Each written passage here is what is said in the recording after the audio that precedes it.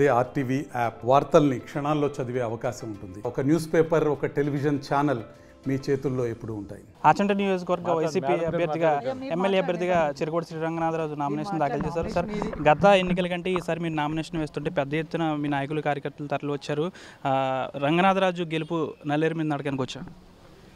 ఈరోజు నేను 9:30కి నా తూర్పాలలో ఇంటి దగ్గర బయలుదేరినప్పటి నుంచి సుమారు 40,000 మంది పైగా మోటార్ సైకిల్ కానీ నడిచి రావటం జరిగింది.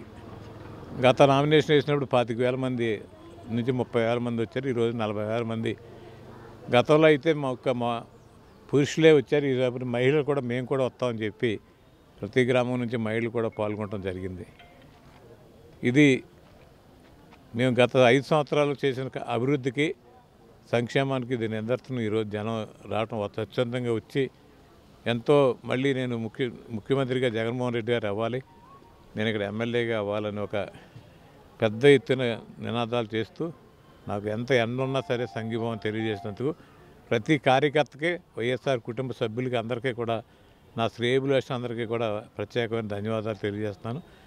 అలాగే అధికారులకు, పోలీస్ డిపార్ట్మెంట్కి కానీ, మిగిలిన ఆర్ఓ గారి నుంచి అందరికీ కూడా ఈరోజు ఈ కార్యక్రమానికి సహకరించినందుకు అందరికీ ప్రత్యేకమైన ధన్యవాదాలు తెలుపుతూ, అలాగే రేపు మే 13 దాకా కూడా అధికారులకు సహకరిస్తూ ఎక్కడా కూడా ఒక చిన్న ఇన్సిడెంట్ లేకుండా మా సైడ్ నుంచి ఎలక్షన్లను సజావుగా జరగడానికి మేము పూర్తిగా సహకరిస్తామని మేము ఈరోజు మీ ద్వారా కూడా తెలియజేస్తున్నాం. అంటే నియోజకవర్గంలో కరుడుగట్టిన టీడీపీ నాయకులందరూ కూడా మీ ఆధ్వర్యంలో వైసీపీలో చేరుతున్నారు.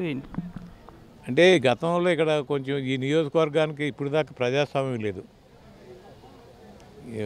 మనకి ప్రజాస్వామ్యం వచ్చి 75 ఏళ్ళు అయిందేమో, కానీ ఇక్కడ కొన్ని వర్గాలకు ఈరోజు దాకా ప్రజాస్వామ్యం లేదు. సంఘాలు పెట్టి బెదిరించి ఎలివేసేసి కొంతమంది అయితే గ్రామాలు వదిలేసి వెళ్ళిపోయే పరిస్థితి పూర్వం ఉండేది. నేను వచ్చిన తర్వాత ఇక్కడ కమ్యూనల్ గొడవలు లేవు.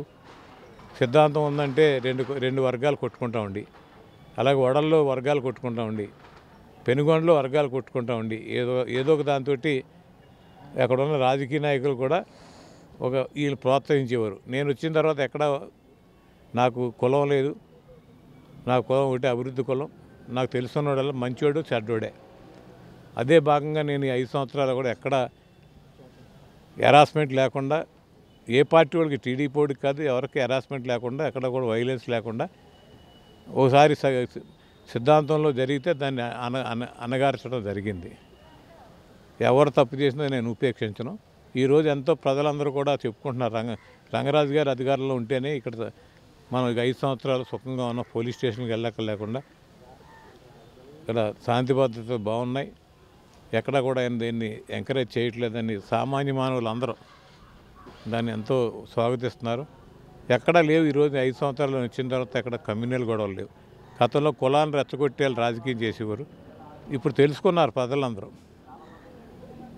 ఎవరో కులం కంటే మనకు అభివృద్ధి మన కులం అని. ఈరోజు ముఖ్యంగా మహిళలు అందరూ కూడా బీసీ సామాజిక వర్గ మహిళలు, ఎస్సీ సామాజిక వర్గ మహిళలు తెలుసుకుని మాకు పెద్ద ఎత్తున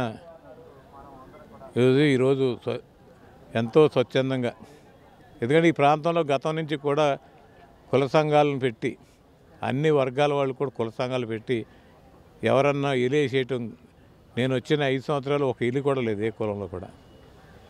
స్వచ్ఛందంగా ఎవరికాళ్ళు బతుకుతున్నారు, స్వేచ్ఛ వచ్చిందని ఎంతో సంతోషపడుతున్నారు. చెరుకోట శ్రీరంగనాథరాజును ఈ ఎన్నికల్లో మరొకసారి మంత్రిగా చూసే అవకాశం ఉంటుంది.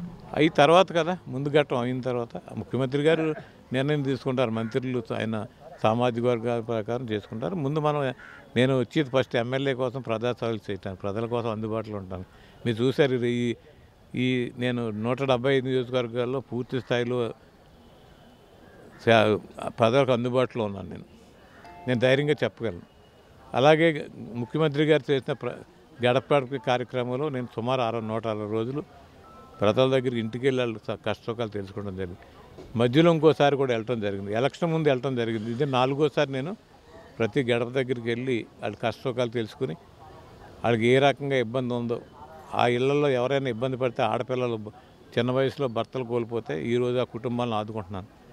ఇటు ఆర్థికంగా వాళ్ళు అవసరమైతే ఇల్లు లేని వాళ్ళకి ఇల్లు కట్టించడం కానీ, వైద్యం చేయించడం కానీ, ఆ భర్తను కోల్పోయిన చిన్న వయసు అమ్మాయిలు 30 ఏళ్ళు 35 ఏళ్ళు అందరికీ కూడా ఏదో రకంగా ఒక ఉద్యోగాన్ని కల్పించి వాళ్ళకి సాంఘిక భద్రత, ఒక తల్లిదండ్రుల మీద ఆధారపడకుండా బతకడానికి ఏర్పాటు ఈ కులం లేదు, అన్ని కులాల్లో చేయటం జరిగింది. భీమవరం సిద్ధం సభలో అంతమంది లక్షలాది మంది నాయకులు కార్యకర్తల మధ్యలో సీఎం జగన్మోహన్ రెడ్డి మిమ్మల్ని జెంటిల్మెన్ అన్నారు. అంటే అవన్నీ అనలేదు ఆ విధంగా, అంటే అంత పెద్ద పేరు ఏ విధంగా తెచ్చుకున్నారు? అంటే వయసుని బట్టి అన్నారండి.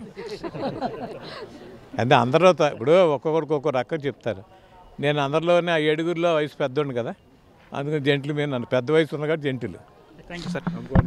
ముఖ్యంగా చూసుకుంటే ఈరోజు ఇద్దరు మాజీ మంత్రులు కూడా నామినేషన్లు వేశారు. ఈ నామినేషన్ ప్రక్రియలో భాగంగా దాదాపుగా కూడా చిరకోట శ్రీరంగనాథరాజు కూడా నామినేషన్ వేశారు. పూర్తిగా కూడా నా గెలుపు నల్లేరు మీద నడికే, కాకపోతే మంత్రి పదవి అనేది సీఎం జగన్మోహన్ రెడ్డి ఏ విధంగా వేస్తారో చూడాలి. దాదాపుగా ఆచంట నియోజకవర్గంలో నేను వచ్చిన తర్వాత కమ్యూనల్ గొడవలన్నీ కూడా పూర్తిగా తగ్గిపోయాయి. పూర్తిగా కూడా నాకు ప్రజలంతా సహకరిస్తారు. ఈసారి అంటే 2019 కంటే ఈసారి భారీ మెజార్టీ కూడా వస్తుందని అయితే రంగనాథరాజు చెప్తున్నారు. వీడియో జనశేఖర్ తుమ్మల ఆర్టీవీ పశ్చిమ గోదావరి నుంచి. మరిన్ని వీడియోస్ కోసం ఛానల్ ని సబ్స్క్రైబ్ చేయండి, లేటెస్ట్ అప్డేట్స్ కోసం వాట్సాప్ ఛానల్ ని ఫాలో చేయండి అండ్ లింక్ డిస్క్రిప్షన్ లో ఉంది.